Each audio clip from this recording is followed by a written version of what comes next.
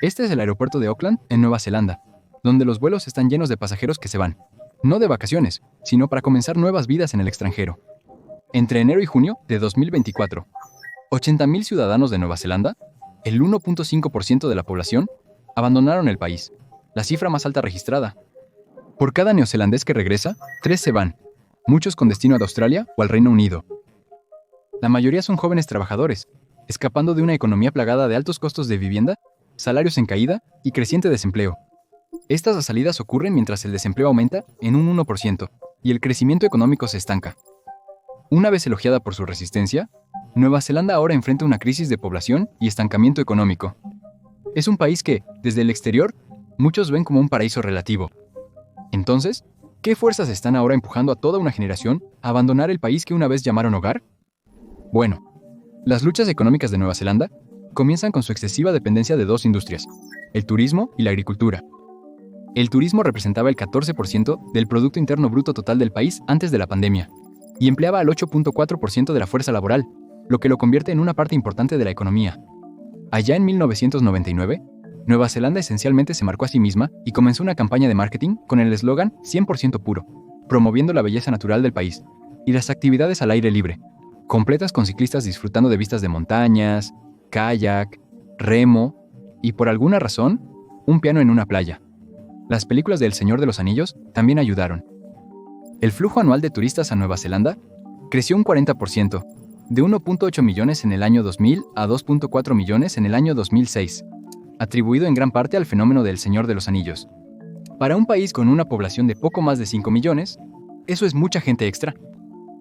Se estima que entre 2007 y 2008, más de 1.000 millones de personas vieron algún tipo de marketing 100% puro, ya sea en impresión, televisión o en línea. Se convirtió en una de las estrategias de marketing más efectivas del mundo.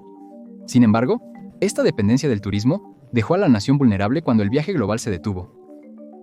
Los números han repuntado desde entonces al 84% de los niveles previos a la pandemia, pero la recuperación es frágil. La reciente decisión del gobierno de triplicar el impuesto a los visitantes de $35 neozelandeses a 100 ha despertado preocupaciones entre los líderes de la industria, con el temor de que pueda disuadir aún más a los viajeros. Esta medida tiene como objetivo financiar proyectos de conservación e infraestructura, pero refleja problemas sistemáticos más profundos. ¿Cómo sostener una economía basada en el turismo cuando su principal atractivo, el medio ambiente, está bajo amenaza? Mientras tanto, la agricultura contribuye con más del 5% del Producto Interno Bruto, el más alto que ha sido nunca. Ha sido durante mucho tiempo otro pilar económico, pero la dependencia del sector de los trabajadores extranjeros lo expuso a shocks. La mano de obra migrante, que una vez representó el 20% de la fuerza laboral agrícola, disminuyó durante la pandemia, lo que llevó a cultivos sin cosechar y pérdidas financieras. Por ejemplo, solo en la industria del kiwi, la escasez de mano de obra significó que aproximadamente el 20% de los cultivos no se cosecharon, lo que resultó en pérdidas financieras estimadas en millones de dólares. Al mismo tiempo, las políticas de sostenibilidad del gobierno, dirigidas a reducir los impactos ambientales de la agricultura, han impuesto costos adicionales a los agricultores. Estas políticas son buenas para el medio ambiente, seguro, e incluyen cosas como reducir las emisiones de metano biogénico en un 10% para el año 2030 y hasta un 47% para el año 2050, en comparación con los niveles del año 2017. Pero para lograr esto, se requiere que los agricultores adopten tecnologías que reduzcan las emisiones, las cuales a menudo implican inversiones iniciales significativas y pueden dificultar la competitividad de los agricultores en los mercados globales. Estas vulnerabilidades se ven agravadas por las medidas de austeridad del gobierno. Tras la recesión económica que comenzó en 2022, el Partido Nacional de Centroderecha, que fue elegido en 2023, inició recortes generalizados en el sector público y redujo el gasto para controlar la deuda, pero hubo algunos efectos secundarios negativos. La atención sanitaria pública, por ejemplo, sufrió recortes de financiación que llevaron a los hospitales a sus límites, aumentando los tiempos de espera y reduciendo el personal disponible en áreas críticas. En educación, la inversión de capital para proyectos de infraestructura escolar se retrasó o canceló, dejando a muchas escuelas operando en condiciones inferiores a las normas. El transporte y la infraestructura también se vieron afectados, con retrasos en el mantenimiento de carreteras y una reducción de los proyectos planificados bajo algo llamado el Fondo Nacional de Transporte Terrestre. Los síntomas económicos más amplios son sombríos. El desempleo subió al 4.7% a mediados de 2024, y la economía se contrajo durante 4 de los últimos 5 trimestres. El crecimiento anual permanece estancado en el 0.2%, mientras que las tasas de interés han subido a más del 5% en un intento por frenar la inflación. Verás, en el caso de Nueva Zelanda, la inflación subió por encima del 7% en 2022, mientras que estaba por encima del rango objetivo del Banco de Reserva de Nueva Zelanda, de 1 a 3%. Entonces, para básicamente enfriar la economía, el Banco de Reserva aumentó las tasas de interés, lo que hace que pedir prestado cosas como sacar préstamos e hipotecas sea más caro. Esto desalienta el gasto y la inversión, ayudando a reducir la demanda de bienes y servicios, lo que a su vez ralentiza el aumento de precios. Esto afecta a los empleos, porque las empresas enfrentan costos más altos para los préstamos, lo que dificulta la expansión o la inversión en nuevos proyectos. Esto puede ralentizar la creación de empleo o llevar a despidos, que es parte de la razón por la que un récord de 80.200 ciudadanos se fueron en el año que terminó en junio de 2024, un aumento del 70% con respecto a las cifras previas a la pandemia. Muchos de estos inmigrantes son jóvenes profesionales, impulsados al extranjero por el aumento de los costos y la falta de oportunidades económicas. Pero para entender realmente qué está mal con la economía de Nueva Zelanda, tenemos que volver a los años 80. El cuarto gobierno laborista, liderado por el primer ministro David Lang y el ministro de Finanzas Roger Douglas, llegó al poder durante una crisis. El país se estaba ahogando en deudas, la inflación estaba descontrolada y años de controles económicos estrictos bajo el primer ministro Robert Muldoon habían estancado el crecimiento. La solución del gobierno llegó a ser conocida como Reaganomics, una transformación radical del mercado de la economía de la nación inspirada en Reaganomics en los Estados Unidos y Thatcherismo en el Reino Unido. Lo que siguió fue nada menos que una revolución. Los subsidios estatales que habían sostenido industrias como la agricultura y la silvicultura se retiraron de la noche a la mañana, obligando a las empresas a adaptarse o fracasar. Los mercados financieros fueron desregulados, se eliminó el control del tipo de cambio y la tasa de interés, y se dejó flotar el dólar de Nueva Zelanda, lo que significa que su valor ya no estaba fijado por el gobierno, sino determinado por la oferta y la demanda en los mercados globales de divisas. Las empresas públicas, desde las telecomunicaciones hasta la banca, se corporativizaron y se prepararon para la venta. Estos movimientos se construyeron como necesarios para modernizar una economía estancada, pero su impacto se sentiría mucho más allá de los balances. Los impuestos se reestructuraron de formas que reconfiguraron la sociedad. Se introdujo un nuevo impuesto sobre bienes y servicios, mientras que la tasa máxima del impuesto sobre la renta se redujo del 66% al 48%. La inflación cayó a un solo dígito, pero el desempleo se disparó a medida que las industrias tradicionales, como la manufactura y la agricultura, se doblegaban bajo la presión.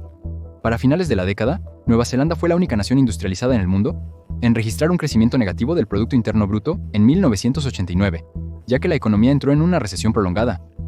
La velocidad y el alcance de estas reformas fueron bastante sin precedentes. Douglas y sus aliados en el Tesoro operaron con un poder casi absoluto, aprovechando la mayoría parlamentaria para eludir el disenso. La opinión pública fue en gran medida ignorada. Los críticos describieron esto más tarde como una dictadura elegida, donde se impusieron cambios radicales sin un claro mandato democrático.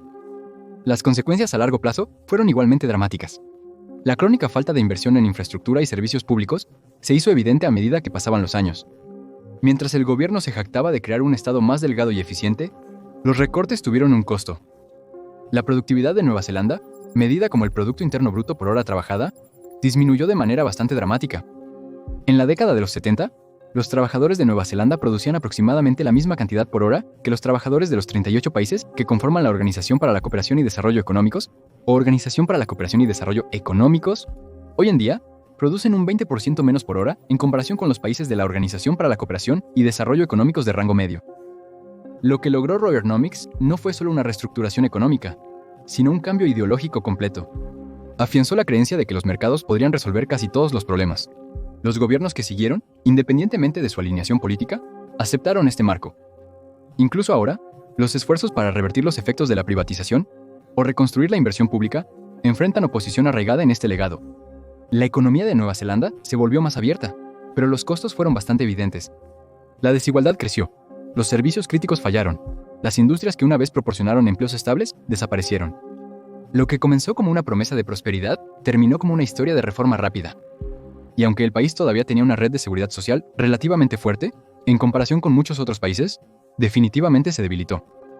Dentro de esto surgió algo llamado la Ley de Contratos de Empleo de 1991, que transformó el mercado laboral. Esta legislación reemplazó décadas de negociación colectiva, impulsada por sindicatos con contratos de empleo individuales, alterando fundamentalmente cómo los trabajadores negociaban el salario y las condiciones. Ahora los empleadores podían evitar a los sindicatos, tratando directamente con los empleados. Aunque se presentó como un movimiento hacia la flexibilidad y la eficiencia, La economía de costos de ajuste marcó un cambio dramático en la dinámica de poder en el lugar de trabajo. La membresía sindical se derrumbó en los años siguientes a su introducción. En 1991, el 43% de los trabajadores estaban sindicalizados. Para 1999, esa cifra había caído en picada al 21.7%. Esto no fue un declive gradual. Fue un desmantelamiento deliberado del poder laboral colectivo. Los trabajadores enfrentaron mayores riesgos. Las huelgas se volvieron raras, y los empleadores ganaron un poder sustancial para determinar salarios y condiciones. Los contratos basados en el rendimiento y las horas variables se volvieron comunes, proporcionando flexibilidad a los empleadores, pero dejando a los trabajadores expuestos a la inestabilidad. Los efectos en los salarios fueron bastante impactantes. Antes de la economía de costos de ajuste, la participación del trabajo en los ingresos de Nueva Zelanda era relativamente estable. Después de su introducción, esta participación comenzó a disminuir drásticamente. Los sindicatos perdieron poder y los trabajadores tuvieron que negociar contratos individualmente, lo que dificultó la obtención de aumentos salariales. Para el 2023, los salarios representaban una proporción históricamente baja del ingreso nacional, reflejando décadas de crecimiento de ganancias suprimido. Lo que compensó esa caída en la participación fueron los excedentes de operación y los retornos al capital. Básicamente, salarios más bajos con mayores ganancias empresariales. Para los trabajadores, esto significó menos recursos para lo esencial y una mayor dependencia de trabajos secundarios. Sin embargo, la influencia de la economía de costos de ajuste se extendió más allá de los salarios. Su énfasis en la reducción de costos desalentó las inversiones en industrias que mejoran la productividad.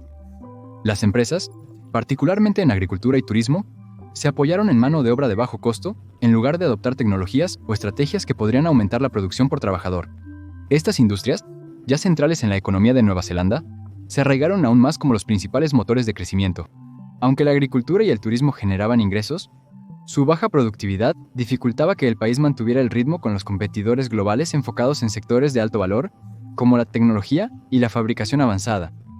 Al mismo tiempo, el trabajo casual y a tiempo parcial se disparó. Los empleadores aprovecharon las disposiciones de la ley para expandir los acuerdos de empleo no estándar. Los acuerdos de empleo no estándar son cosas como el trabajo por encargo, contratos a plazo fijo y trabajo estacional. Esto contribuyó inadvertidamente a la necesidad de más inmigración. Si bien esto permitió a las empresas adaptarse a las fluctuaciones de la demanda, también significó menos seguridad laboral y menos beneficios para los trabajadores. El cambio hacia un mercado laboral precario amplió la desigualdad de ingresos, creando una creciente brecha entre los que tienen ingresos estables y altos y una fuerza laboral vulnerable y mal pagada. La economía de costos de ajuste se introdujo durante un periodo de amplias reformas económicas, pero su impacto en las relaciones laborales es bastante único. No simplemente creó un mercado laboral más flexible, reestructuró la economía para priorizar la eficiencia a corto plazo sobre la resiliencia a largo plazo. Al recortar el crecimiento salarial y trasladar los riesgos a los trabajadores, la ley dejó a Nueva Zelanda dependiente de industrias que no podían generar un crecimiento sostenible y de alto valor. La ley de contratos de empleo también creó las condiciones para que la crisis de vivienda de Nueva Zelanda echara raíces. La supresión de salarios y la desregulación del mercado laboral cambiaron el comportamiento económico.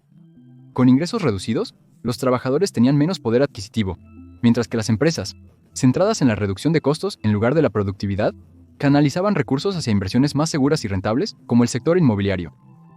A medida que los salarios se estancaban, la propiedad de la vivienda se volvía menos alcanzable para el trabajador promedio, transformando la vivienda en una mercancía en lugar de un refugio.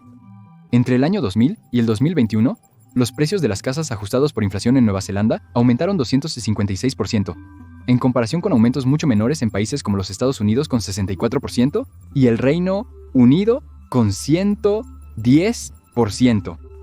Una serie de decisiones políticas durante y después de la implementación de la economía de costos de ajuste hicieron que la inversión en vivienda fuera particularmente lucrativa.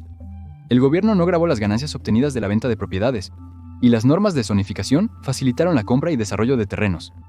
Esto incentivó a los inversores a centrarse en la propiedad, elevando los precios de la vivienda a medida que las personas competían para ganar dinero con los bienes raíces.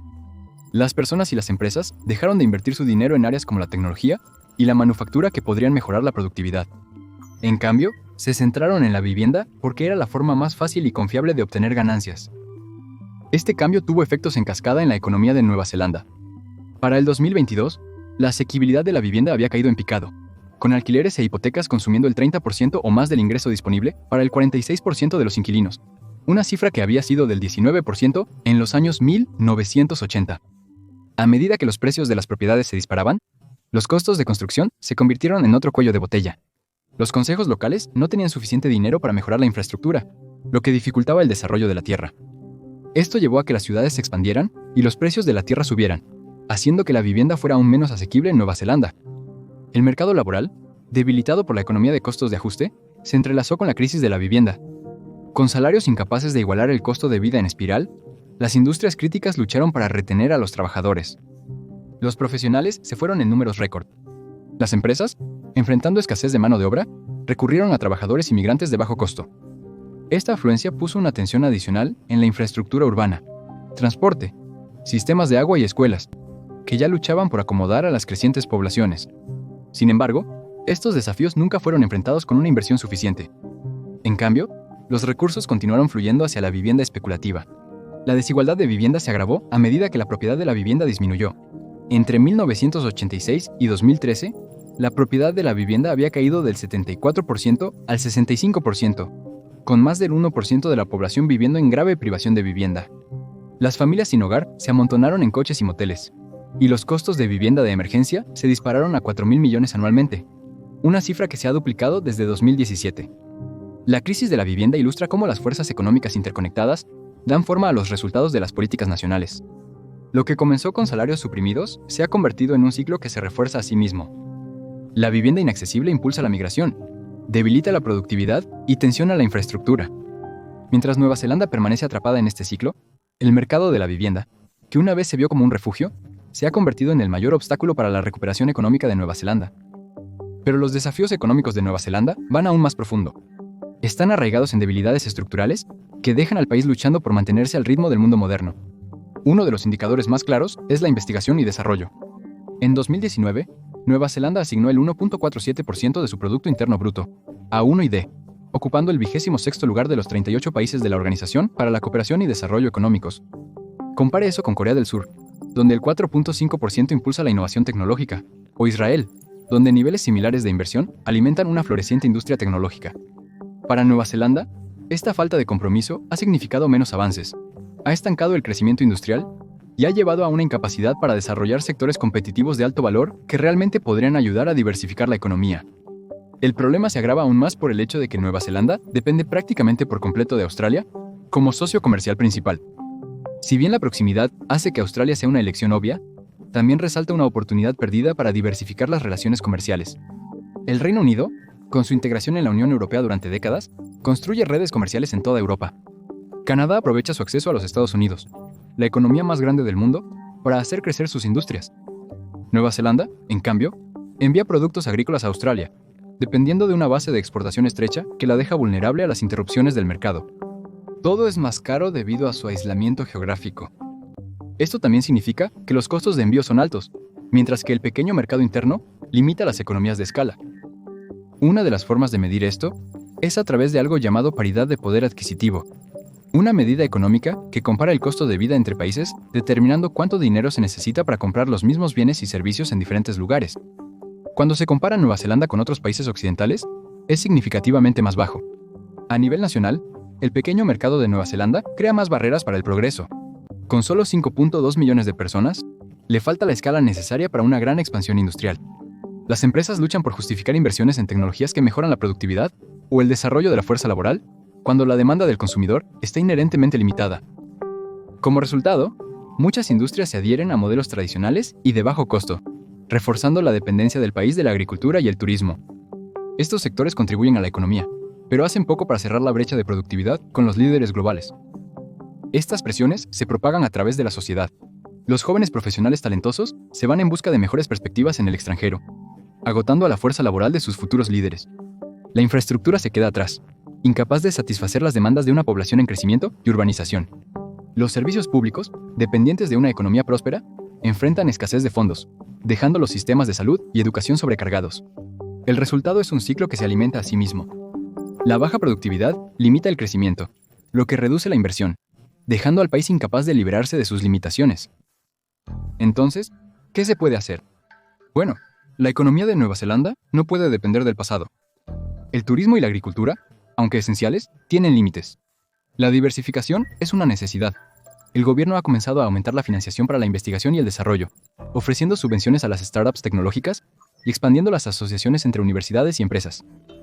Como mencioné anteriormente, El país gasta el 1.47% del Producto Interno Bruto en 1ID, muy por detrás de líderes como Corea del Sur, que asigna el 4.5%. Para cerrar esta brecha, nuevos incentivos fiscales y financiamiento para la tecnología verde podrían acercar a Nueva Zelanda a ser un centro de innovación en lugar de simplemente un productor de exportaciones en bruto. También se necesita abordar la crisis de vivienda. Décadas de falta de inversión y compra especulativa de propiedades han dejado la propiedad de la vivienda fuera del alcance de muchos.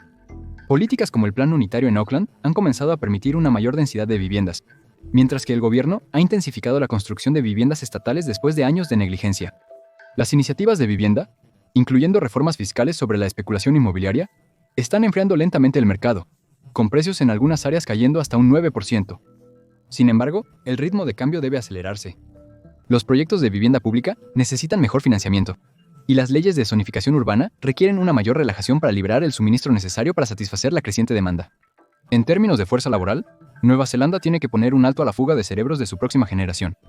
Crear empleos de alto valor a nivel nacional es la única manera de detener esta marea. La inversión en la economía verde ofrece una posible solución.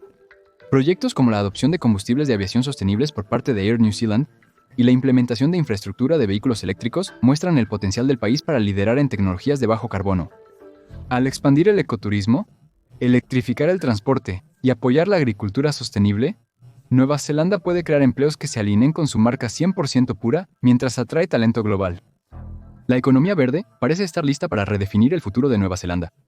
Se espera que el mercado global de tecnologías verdes alcance los $5.3 billones para el año 2030, y Nueva Zelanda tiene una posición única para liderar.